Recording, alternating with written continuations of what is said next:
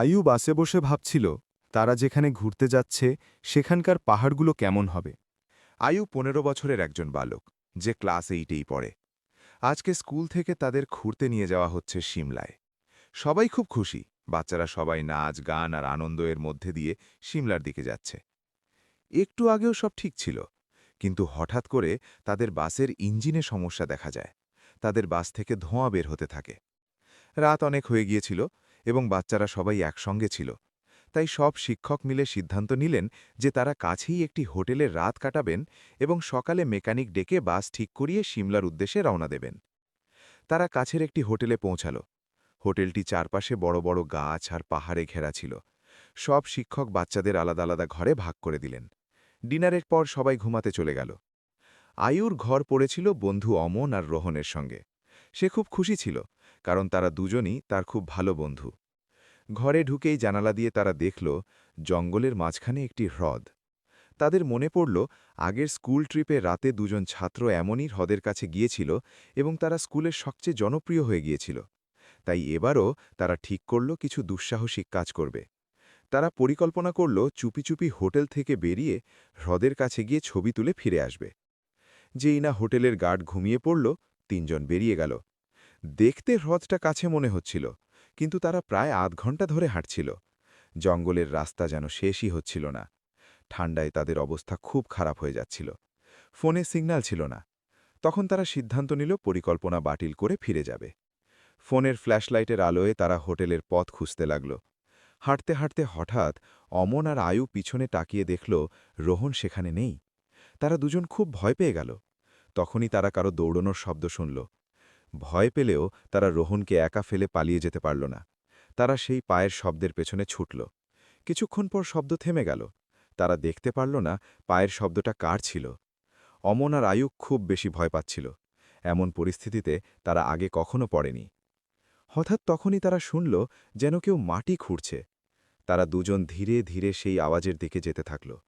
ঝোপের আড়াল থেকে তারা দেখল সেটা আর কেউ না, সেটা ছিল রোহন। রোহন জঙ্গলে একটি গর্ত খুঁড়ছিল। হঠাৎ রোহন তাদের দিকে ফিরে তাকালো খুব রেগে।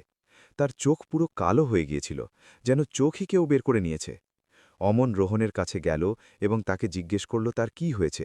বলে কাঁধে হাত রাখতেই রোহন চিৎকার করে তাকে ধাক্কা মেরে ফেলে দিল। রোহনের মধ্যে যেন অদ্ভুত শক্তি এসে গিয়েছিল। আয়ু তাড়াতাড়ি করে অমনের কাছে গেল। রোহন তখন তাদের দুজনের দিকে রেগে আসতে লাগল। হঠাৎ রোহনের খিঁচুনি উঠল এবং সে অজ্ঞান হয়ে গেল। তখন আয়ু রোহনের কাছে গেল এবং তার জ্ঞান ফেরানোর চেষ্টা করতে লাগল। আর তখনই রোহনের জ্ঞান ফিরল এবং রোহন আয়ুর দিকে তাকিয়ে চিৎকার করতে থাকল। তখন আয়ু দেখল অমন মাথা নিচু করে বসে আছে। ধীরে ধীরে অমন মাথা উঠালো। তখন আয়ু দেখল আমনেরও চোখ পুরো কালো হয়ে গিয়েছিল রোহনের মতো। কিছুক্ষণ পর আমন উঠে দৌড়ে জঙ্গলের দিকে চলে গেল। তখন রোহন স্বাভাবিক অবস্থায় চলে আসলো এবং রোহন আর আয়ু আমনের পিছনে পিছনে যেতে থাকল। আমন একটি পুরনো ধ্বংসপ্রাপ্ত বাড়ির ভিতর ঢুকে পড়ল। আমন আর রোহন বাড়িটার সামনে যেয়ে দেখল বাড়িটা অনেক পুরনো আর ভাঙাচোরা। বাড়ি দেখে মনে হচ্ছিল এখানে অনেক বছর ধরে কেউ থাকে না। ভয় পেলেও আমনকে বাঁচাতে তারা ভেতরে ঢুকে পড়ল। ভেতরে যেয়ে তারা দেখল আমন অচেতন অবস্থায় বাতাসে ঝুলছে এবং এক বুড়ি মহিলা তার সঙ্গে কথা বলছে। বুড়িটা দেখতে খুব ভয়ানক ছিল। তার চোখ কালো, ঝুলে পড়া চামড়া আর সাদা এলোমেলো চুল তাকে আরও ভয়ঙ্কর করে তুলেছিল। তারা দুইজন বুড়িকে দেখে ভয় পালালো। ওই বুড়িও ওদের পিছে পিছে আসতে লাগল। আমন এবং রোহন বাড়ি থেকে বেরোবার সময় একবার পিছনে তাকিয়ে দেখল তারা দুইজনে দেখতে পেল বুড়ি মহিলা পোকামাকড়ের মতো হামাগুড়ি দিয়ে নামছিল। তারা দুইজনে তা দেখে ভয়ে বাড়ি থেকে বের হয়ে দৌড়াতে দৌড়াতে তারা যে হ্রদ দেখতে এসেছিল সেই হ্রদের কাছেই এসে পৌঁছাল এবং তারা দৌড়াতে দৌড়াতে দুজনেই জলে পড়ে ডুবে যেতে লাগল। আয়ু কোনো রকমে বেরিয়ে এলো, কিন্তু রোহন ডুবে গেল। ভয়ে আয়ু অজ্ঞান হয়ে পড়ল। সকালে তার ঘুম ভাঙল হোটেলের ঘরে। বাইরে পুলিশ আর সাদা চাদরে ঢাকা রোহন আর আমনের মৃতদেহ পড়েছিল। লোকেরা বলল বহু বছর আগে এই জঙ্গলে এক বুড়ি মহিলা থাকত। গ্রামের লোকেরা তার উপর অত্যাচার করে তাকে মেরে হ্রদে ফেলে দেয়। তখন থেকেই কেউ রাতে হ্রদের কাছে যায় না। বলা হয় তার আত্মা আজও প্রতিশোধের জন্য ঘুরে বেড়ায়। এই গল্প জানলে হয়তো আজ আমন আর রোহন বেঁচে থাকত।